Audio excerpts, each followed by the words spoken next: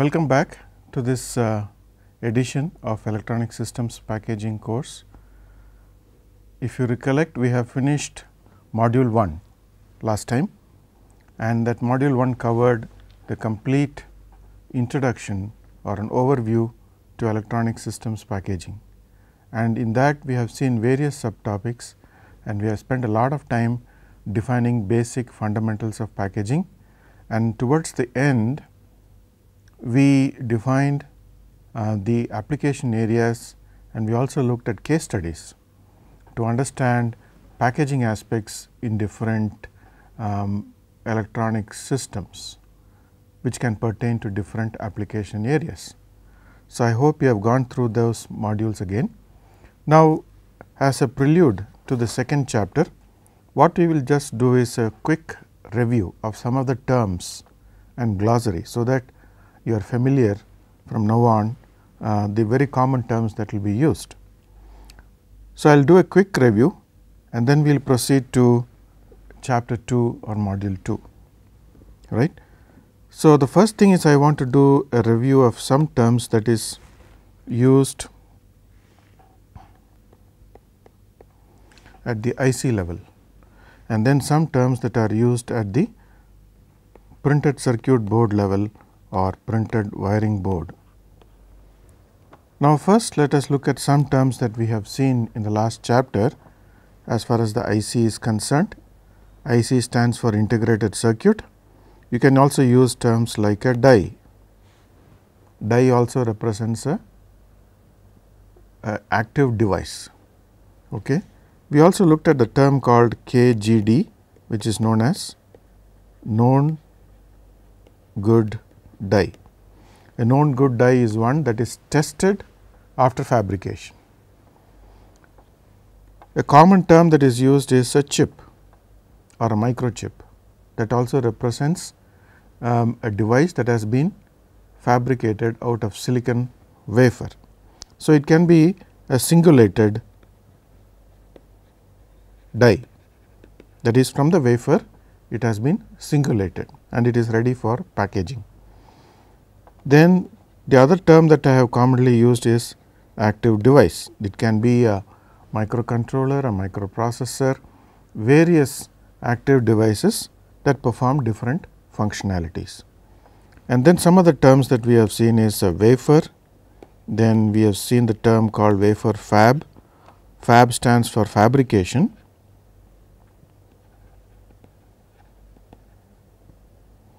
Fabrication.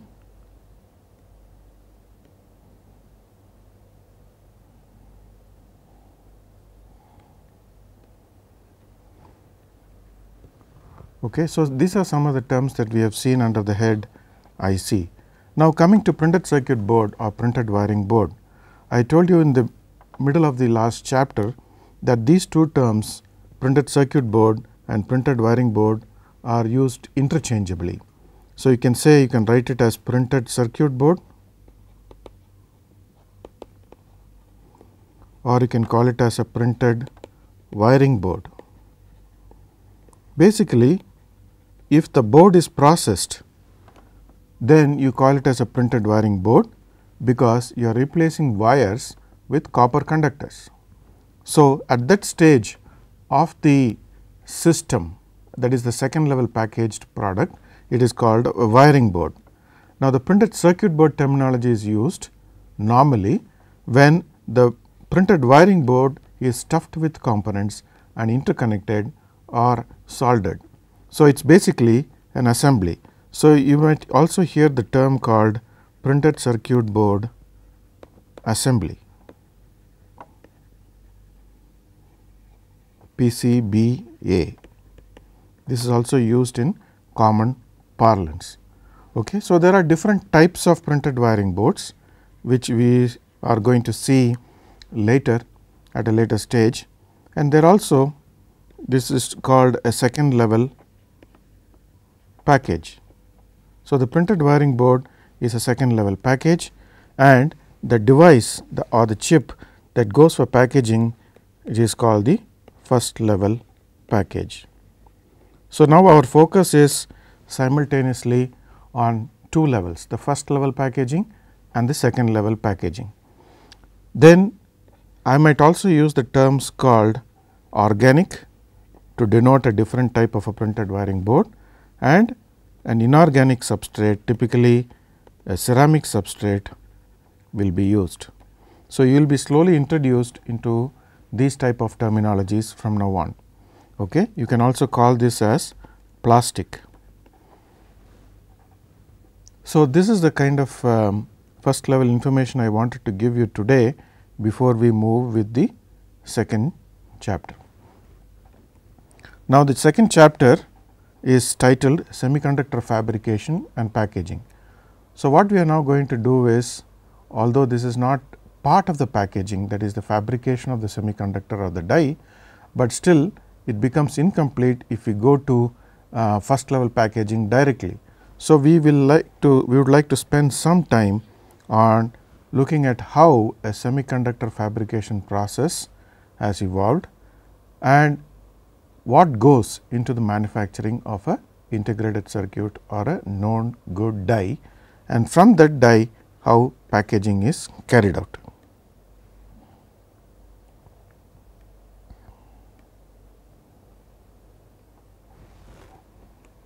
Now, if you look at this slide, what I have given here is the process steps for fabrication overview for a front end process of a IC manufacturing. There are two sections to semiconductor fabrication. The first one is known as a front end processing. Here, if you look at the end of the process flow, we are ready with a manufactured die, and the starting point is wafer. Okay. So, in an industry, I talked to you about the cost of semiconductor manufacturing setup. It is about $2.7 billion today globally. Very expensive in the sense that after the setup of the semiconductor fabricating unit, you have to maintain it periodically, because we are going to do this process in a clean room, which is free of dust.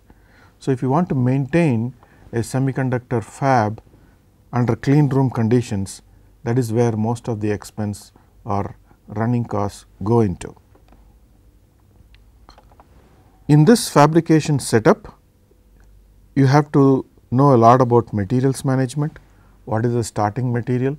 What are the chemicals that are required to process the starting material into a final product that is known as the die, that is tested and certified.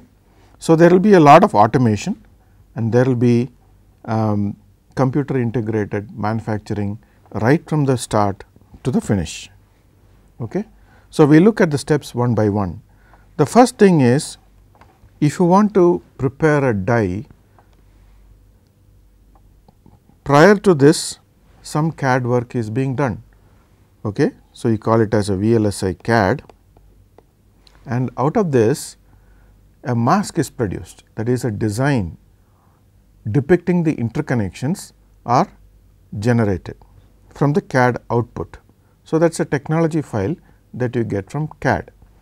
So, you may have different layers to be generated in the semiconductor fabrication process. So, for each of these layers, a conductor layer or a via, you require a separate mask. So, mask is the starting point for the die manufacture. What is a mask? A mask is basically, you can call it as a photo tool. Okay. Typically, this is done on a glass base for semiconductor manufacturing, but in the case of a printed wiring board manufacturing, we normally use, we do not use glass, we use some other plastic material or film, a normal photographic film. So, the mask is prepared. This is typically not part of the semiconductor fabrication. So, there are agencies or bureaus that give you the mask. Now, this mask is taken now into the wafer manufacturing section. So, as you know, we are now going to generate this kind of a wafer, and from these you are going to get singulated dies like this. Okay. Now, the first process is, you must know what type of material you are going to start with. Let us assume we are going to start with silicon. Silicon is the starting material. Now, the first process is known as epitaxy. Epitaxy is basically formation of a pure monocrystalline film on another monocrystalline layer of silicon. The reason why we do this, in situ we are going to prepare freshly formed crystalline silicon layers.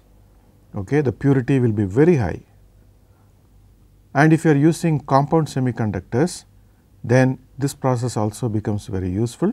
So, you can grow epitaxy layers, and epitaxy comes in different types. You can have homoepitaxy or heteroepitaxy. Now, this is heteroepitaxy is very important for compound semiconductors like gallium arsenide. Normally, for silicon you will use another silicon layer that is typically of very small thicknesses, and from that the gate manufacturing process will start. So, homoepitaxy and heteroepitaxy are the common types of epitaxial processes. Basically, it is a oxidation process, and it is also very important to get very pure layers of silicon. So, after epitaxy there will be an oxidation process. So, to get a good conversion of silicon to silicon oxide, we do a epitaxy process to get pure monocrystalline film on the wafer. So, the wafer is initially well cleaned, okay, so that it is free from any of the impurities. Remember, the starting point and the end point, the entire process is done in a clean room. So, I will talk about clean room requirements very shortly. The next step is photoresist application. Photoresist is a material that is used to aid transfer of image from your mask onto the substrate. Okay.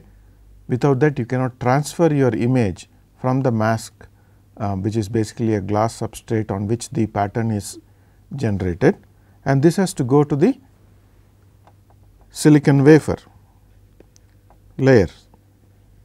So, we have to require to use a photoresist.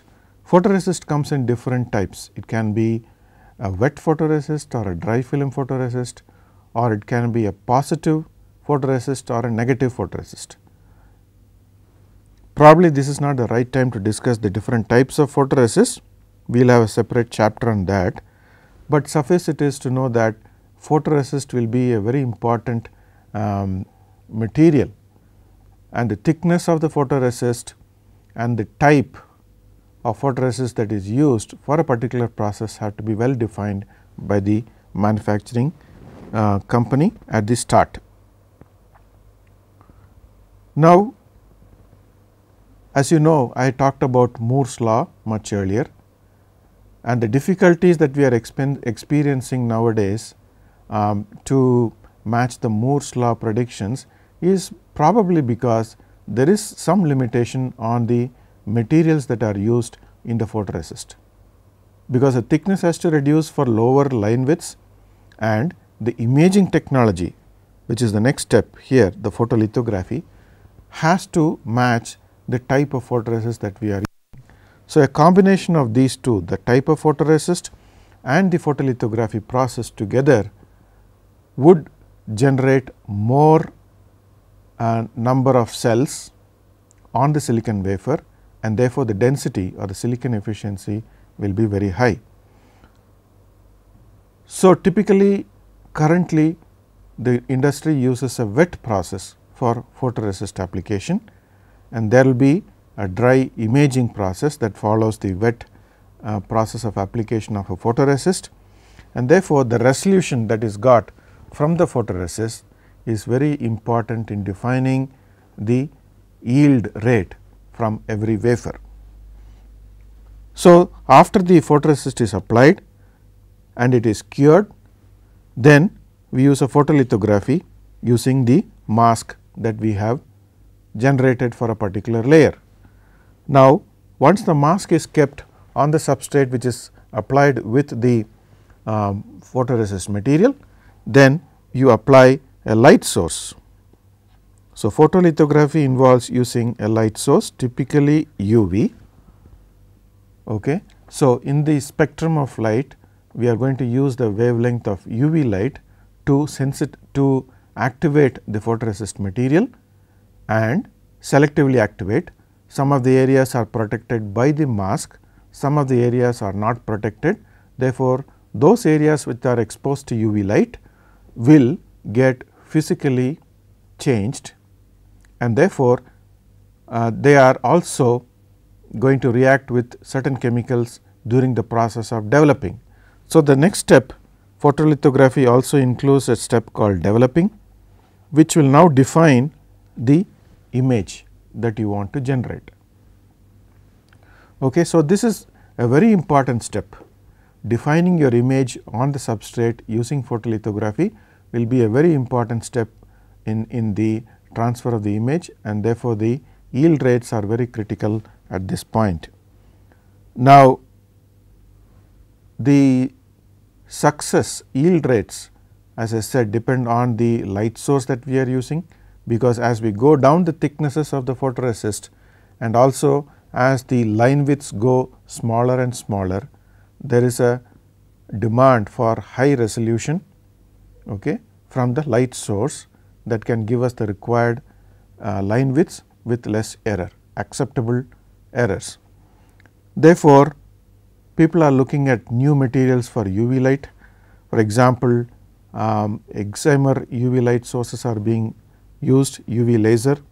Krypton fluoride is one of the materials that is used to get the source for UV light.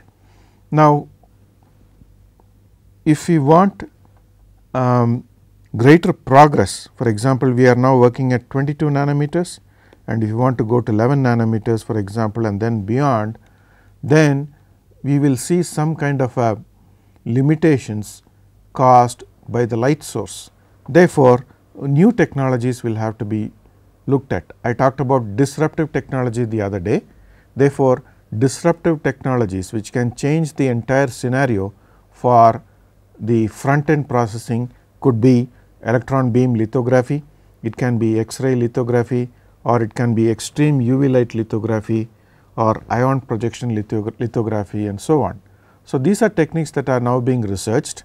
It is not yet into the manufacturing scenario, but we can expect these technologies and equipments are going to be expensive in these areas, but we will see original equipment manufacturers coming up with solutions for better resolution.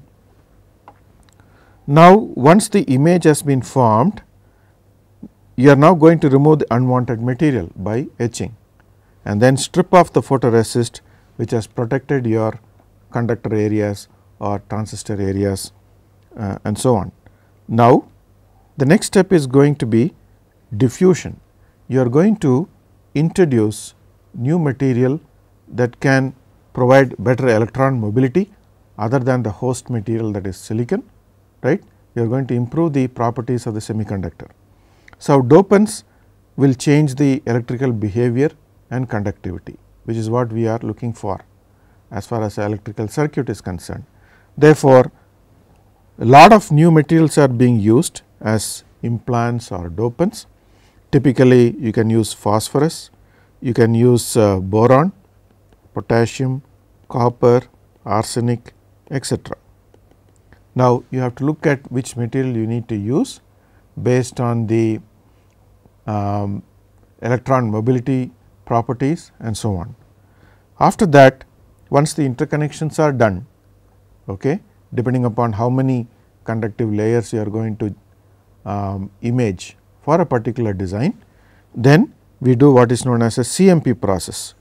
chemical, mechanical planarization to remove the excess plated material from the surface of the wafer. Okay. So, that is again a very important process to remove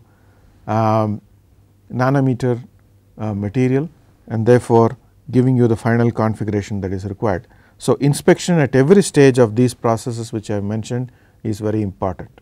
You have to qualify at every stage. Finally, the wafer is inspected and electrical test is done, and certain measurements pertaining to the nets that are generated in the design have to be verified. So, this gives you a complete picture about what processes you can expect in the front end process. Now, we will go to the back end process, which is titled test, assembly and packaging. So, now once the wafer is ready with all the definitions of line widths and the number of cells or number of dies generated on that, basically you cannot do any wastage on this material. So, product planning is very important. Now, we have to see a process how we can singulate it into these kind of individual dies and then package it. So, here again materials management is very important, automation is a key factor, computer integrated manufacturing is the key word. Now, the wafer is tested. Okay. The wafer with the dies are tested electrically, typically for shorts and opens and connectivities. After that, dicing is done. Here you are now going to singulate. You are going to singulate each die from the wafer. Okay. Now, dicing is a very important step, because care has to be taken that you do not damage the adjacent dies. So, each die, singulated die is very important in calculating the yield percentage of the entire process. After that, die bonding is done. Now, the die or the known good die has to be mounted onto a substrate that can hold the die. Okay. So, that is known as die bonding. So, typically you use an adhesive and place the die on a substrate, and then it is bonded and cured. So, that is a separate process by itself to make the die sit on a particular substrate like this, and then you do a attachment. After that, wire bonding is done. The wire here represents the first level interconnect.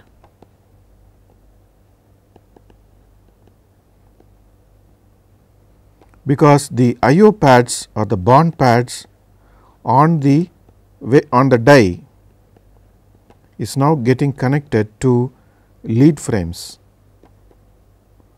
of the package. So, this is a very important step where, for example, if I can draw a die here and I am going to draw a substrate on which the die is mounted, and these substrates have got lead frames across. Now, there are bond pads on the die. From here we are going to establish a connection. Okay. So, this is called a wire bond. The wire bond usually is gold or aluminum, sometimes copper is also used. So, this is gold, aluminum or copper. So, wire bond typically represents more than 80% of the first level interconnects today. If you open up any package, again I am going to show you this package which you have seen last time. If you are going to rip up this package and see, you will see the basic die that is mounted on this substrate, and then as you see here at the end, at the edges there are lead frames. So, what you expect if you open up and see is a wire bond connecting the die bond pad to the lead frame edges at the periphery. That is how the first level interconnections are done. So, if I have opened up, I have cut a chip here, and if you can closely look at this chip, you will see the die and the wire bond interconnect going to the lead frame. So, this is a very important activity in the back end process of the semiconductor manufacturing. So, we will spend a lot of time when we talk about first level connection choices about wire bond. Now, once the wire bonding is done, a preliminary test is done, okay, to see if the wire bonds are well connected, and then we do what is known as a encapsulation, or this is also known as protection. So, basically we protect this entire die with a plastic package. As you have seen in this sample here, the black material that you see is a plastic over mold. Okay. So, this is also known as a molding process. The wire bonds are now protected, okay, and then the lead frames come out from this die and they connect to the external world. Now, this particular component will now go to a printed wiring board or a printed circuit board, and then the second level interconnections will take place. The second level interconnections are basically your solder connections. Okay. So, I hope you get a clear understanding about what is a first level interconnect and what is a second level interconnect. I repeat, the first level interconnect is what you see here in this slide, where after the die is singulated, you do a wire bonding using gold or aluminum, and the second level interconnect is when this, in this example, as you can see here, the die, in this case it is a unpackaged die, but in this example if you see here, which I place closely, there is a packaged die which is interconnected onto the printed wiring board, which is the second level packaging. Okay. Now, finally, for every process you have to do a test and burn in. In some cases, the entire die or the package is sent for a burn in test. There are certain specifications and it has to undergo thermal cycling, so that it can be qualified as a good package. So, this is done for every package that comes out into the market. So, that is the kind of reliability assurance that we get from the manufacturer about the testing process. So, I hope you are clear with this two processes. The first one is the front end process and the second one is the back end process. Now, before we go further, I will give some basics. I would like to describe the entire semiconductor process in detail with the help of a video tutorial and also some photograph illustrations. Before that, some basics. Semiconductor has got a resistivity lying between that of a conductor and insulator. All of you are aware of that. It establishes its conduction properties through complex quantum mechanical behavior with a periodic array of semiconductor atoms. Now, the resistivity is proportional to free carrier density, and this can be changed widely by doping different atomic species. So, doping becomes a very important process. Selecting the dopant again becomes a critical thing to define the carrier density and to define the electron mobility that you can improve upon compared to basic silicon. Some dopants establish electron carrier density. So, you can call it as N type semiconductors, and some establish hole carrier density, you can call them as P type. I think all of you are very aware of this basic classification of semiconductors. Electric fields, when the material is subjected to electric field, they enable electric switching between a conducting state and a non-conducting state. Now, the group 4 elements, if you look at the periodic table, and in that you have group 4 elements: germanium, silicon, carbon and tin. Silicon is the most commonly used material for semiconductors, and it is also abundant on earth. If you can look at this table here, silicon abundance is very large, almost 28%, whereas other materials like gallium, arsenic, germanium, cadmium, indium are very low. So, if you are going to use compound semiconductors, you will be using some of the other materials that have been listed here. Now, briefly, if you look at the formation of semiconductor crystals, this is a group 4 element silicon, and what I have depicted here is the outer shell electron configuration. So, it is 4 electrons in the outer shell. Now, if you look at the electron arrangement here for silicon, it forms covalent bonds. So, you require an octet. So, sharing of electrons is done by silicon to another silicon atom. So, that is how you get the 8 electron complete octet, right. All of you are aware of this basic electronic configuration of elements in the periodic table. Now, in this case, for example, as you can see here, silicon, it has got a 2, 8, 4 configuration, 2 inner, then the second one is 8 electrons and the outer one is 4 electrons. Therefore, it enables covalent bonding. Now, if you look at group 3 and group 4, for example, gallium and arsenic, this has got 3 electrons in the outer shell and this has got 5. So, this is a very good instance of an octet formation for a covalent bond by sharing. So, you can see the order of 3, 5, 3, 5 here, and therefore, the octet completion takes place by 8 electron sharing. So, this is how group 3, group 5 semiconductors are formed, compound semiconductors, and group 2 and group 6 cadmium selenide. So, this picture shows again an octet, 8 electrons complete shell, and this is a good example of covalent bonding in semiconductors. So, basically this picture shows you bonding arrangements of atoms in semiconductor crystals.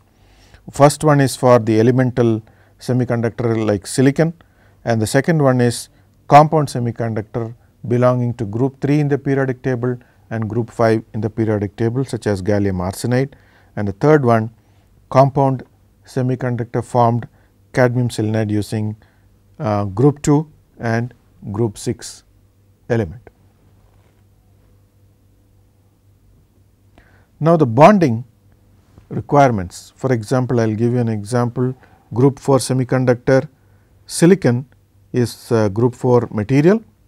Now, if you look at substitutes from let us say group 4 itself, the requirement is that if you take a group 3 acceptor, that means it should accept 1 electron to mimic silicon, whereas group 5 donor, it will forfeit or give away 1 electron to mimic silicon.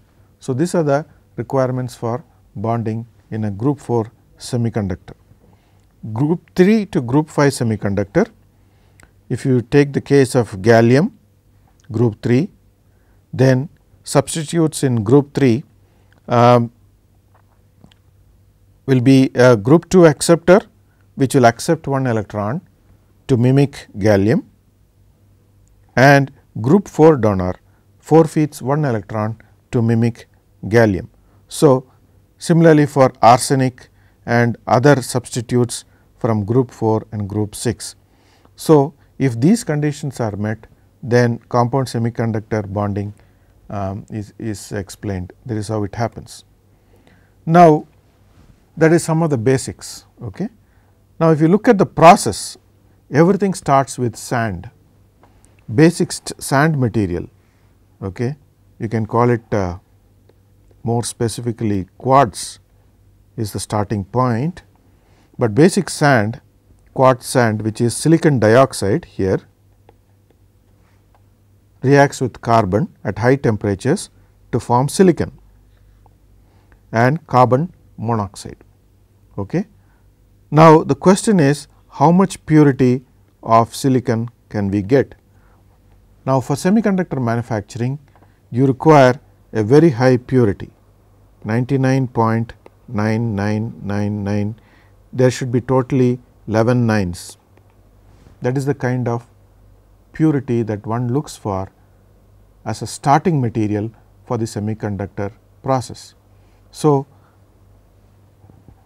quartz sand is the starting material, it is converted to silicon and that silicon is purified by repeated recrystallization process to get very high purity of silicon. Nothing below that is accepted as a starting material for the process. Now, very briefly, if you look at this particular slide, we start with silicon as an ingot material. From there the wafers are generated. This is an ingot material, a rod of pure silicon, and here you have the silicon wafer. Then the wafer processing takes place, including oxidation, imaging, patterning, etching, and then the processed wafer is now ready for die attach, which I explained. Then comes the wire bonding and then encapsulating the IC in a plastic package to define the final package format. So, the lithographic process to define the image again becomes very important. Each layer is projected to the silicon die from a master copy or a mask, and as I told you before, a glass plate is used as a mask for the imaging process. Now, you can see in this figure here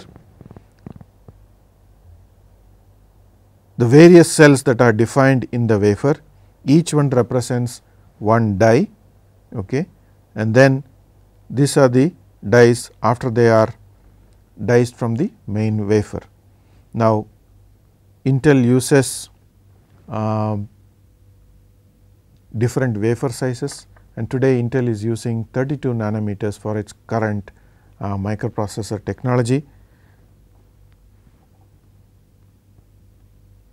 So, the various sizes of wafers are dependent on the type of or the number of dies that have to be generated. Today, we are working at 300 millimeters, 450 millimeter technology is also well established. So, as the wafer sizes increase, you are expected to get more yield out of it and more dies coming out from the fabrication process.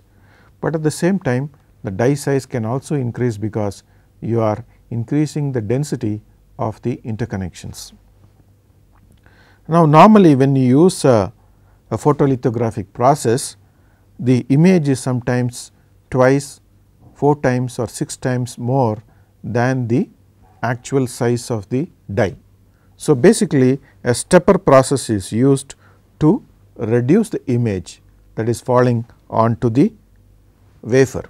In that way, a good collimation is done and a good resolution can be established instead of using a direct 1:1 image. So, UV light or any other light source goes through the mask, that is shown here. Then it goes through the lens, which projects it and collimates it onto the wafer, where the photoresist is ready there to accept the image, and that is transformed physically and chemically. So, of all the processes, once again the step down photolithography stepping process is also very important. Now, any semiconductor manufacturing, it need not be emphasized that you have to give a lot of attention to clean room utility, and you have to monitor the level of cleanliness in the clean room regularly, every half hour. So, there are certain standards to maintain the clean room conditions in large industry. Now, why are we worried about clean room? Because there are dust particles in the air. If a person is entering the lab or the factory, he carries with him a lot of dust from the hair, from the clothes, footwear and so on. So, basically you have to define the type of clothing. So, clean room clothing becomes very important. Normally you take an air shower before you enter the lab to remove all the dust from your hair and the cloth and so on. Now, why are we worried about clean room? Because we are working with lower line widths. For example, class 1, it is a classification, it says that you can have only one particle per cubic feet, and that one particle should be equal to or greater than 0.5 micron is only allowed. Okay. So, if you say your clean room is class 1, that means you are monitoring and you are specifying that your clean room will have only one particle per cubic feet of the size of 0.5 micron. So, that is a very tough standard to maintain always. So, class 1 will be very expensive to maintain. Then comes class 10, that means you can allow 10 particles of the same dimensions per cubic feet, right. Then comes the next classification, class 100, where 100 particles per cubic feet of the size 0.5 micron equal to or greater than is allowed. Then comes class 1000, that means 1000 particles, then class 10,000, 10,000 particles. Beyond that, it is not a clean room for certain areas in the semiconductor manufacturing. So, in semiconductor manufacturing, you can also define for different sections of the equipment processing different classes. Okay. But for imaging, especially the photolithography, you need to have class 10 or class 1 clean room. So, the cost of wafer fab is one side of the coin, the other side is how to maintain your clean room regularly, because any dust getting into the wafer fab processing is going to damage the entire yield equations. Now, I talked about transport and mobility of electrons or holes. So, electron mobility of semiconductors is used to describe the relationship between the drift velocity of electrons or holes in a solid material or electrons or ions in a gas in an applied electric field. So, it is the unit is centimeter squared per volt second, and it is strongly dependent on the type of impurities and dopants you are going to add. So, typical electron mobility for gallium arsenide is around 9000, and for silicon at 300 K is around 1400, germanium at 300 is around 4000. So, you are going to look at this physical property when you are looking at the use of different compound semiconductors or silicon. Making the wafer, a seed crystal is suspended in a molten bath of silicon. So, the starting process is you have a molten bath of silicon in which a seed crystal of pure silicon is now suspended, okay, and then it is slowly pulled up at a very small rate. It cannot be very fast, because you are now growing the single crystal, and it is slowly pulled up and it grows into an ingot of this type as you see here in this picture. So, this ingot can be very large, okay, and they finally, after you have got the desired length of the ingot is removed and it is ground to diameters of whatever you require, whether it is 300 mm or 450 mm. For example, in an 8-inch wafer, about 500 devices or chips can be accommodated by your intelligent design, and all of these dies are rectangular in shape. The wafers are processed typically in batches of 25, you call it as a lot. Wafer terminology, if you look at a wafer like this, which I have shown as an example, some of the sections are marked here. So, here this is known as a chip or a die or a microchip or a bar. Then 2 are the scribe lines. As you see here, these lines very important to singulate the dies. You use these lines to singulate, and these lines are very important because you have to dice the wafer only along these scribe lines. You cannot move away from these lines. So, this will have a certain thickness, and your dicing equipment has to slice only along the scribe lines. Then you have engineering test die. This is normally used for testing, electrical test on the wafer. So, instead of doing the test on all the pieces, there will be some test areas which you can quickly automatically using automated test equipment you can do the electrical test. Then you have what is known as the edge die. Now, edge die always there is a loss. So, this design, by basic design, you must not have too much of edge dies, because you are going to lose the capturing of the design on the wafer. Then comes the crystal planes. So, you can see here this is a cross section showing you what is the arrangement of the silicon crystals in this particular wafer. So, and that is one of the reasons why the lines are drawn, the scribe lines are drawn along the crystal lattices, so that there is no breakage of the crystals, leading to a crack in the entire wafer. And this is known as the wafer flat, okay, and this is also a wafer flat. So, if you look at any wafer here, as you see, there will be a section where there is a flat. The flat indicates a lot of things. First of all, if you have a flat like this indicates that it is a p type material, and the arrangement here is a 1-1-1 type. Okay. And similarly, for material, a wafer can have secondary flats. For example, this is a secondary flat and this is the primary flat. The primary flat is larger than the secondary flat. It also denotes gives certain information. For example, if you have a flat like this, a primary flat and a secondary flat like this, then that denotes that it is a n type 1-1-1 crystal arrangement. So, why is this required? Because the technicians working in the semiconductor fab may not be really aware of what material of what crystal arrangement you are going to use. So, you have to go by these kind of notations called wafer flats, and these also come handy during the cutting process, because you have to cut along the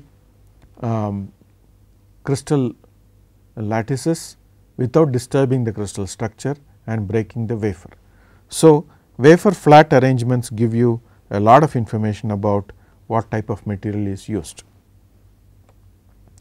Wafer processing involves lot of processes. Wet cleaning then comes the photolithography process, then comes ion implantation or doping, which we have seen, which you are going to embed into the certain regions of the silicon wafer, either to increase or to decrease the conductivity, the mobility, charge carrying capability. Then you have dry etching or wet etching, depending upon what material you are using. You can also have plasma etching or plasma ashing. Then there are thermal treatments like annealing. As you know, annealing is a thermal process that is used to change the properties of the material. You can have rapid annealing or furnace annealing, and then thermal oxidation. So, all of these can be at different temperatures depending on the materials that you are using.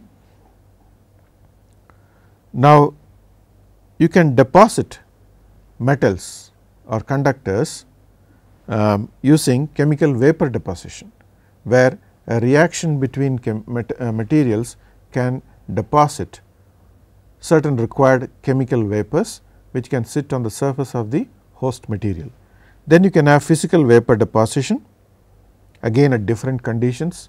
Then you can have molecular beam epitaxy. You can also do electroplating or electrochemical deposition. So, the thickness for each of these will be different. So, the choice depends on what kind of thickness you want to do. Then you have chemical mechanical planarization, which is again called polishing in simple terms. This is basically called polishing of the wafer once the entire process or buildup is done. So, and finally comes wafer testing and back grinding to reduce the thickness of the wafer, because the wafer starting thickness is very high and you have to reduce the thickness as much as possible, so that you get a high density substrate. So, you have to reduce the thickness of the wafer and the resulting chip will be small and it can be put into a thin device and packaged efficiently. The back end process will involve processes like die preparation, wafer mounting, die cutting, IC packaging, die attachment like IC bonding, wire bonding, which includes subsections or processes like thermosonic bonding, flip chip attachment, tab bonding. Tab is known as tape automated bonding.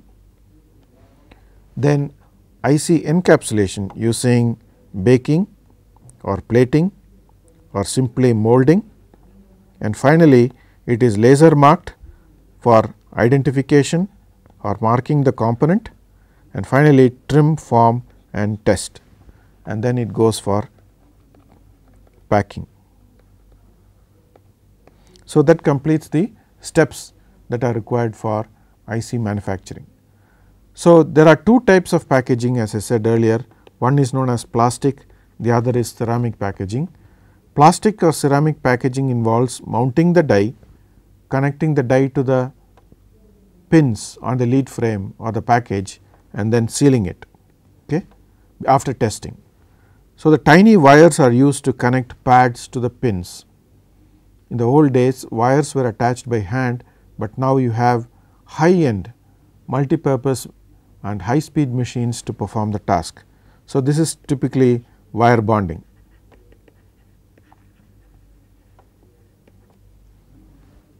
Then the wires to the chips are typically gold, okay, and they are connected to the lead frame, but now other materials are also being used, and then the lead frames finally in the second level of packaging, they get attached using solder material. Earlier tin lead was used. Today, because of health hazards posed by lead, we are now using lead free attachment, and this is mandated by RoHS. RoHS means restriction of hazardous substances.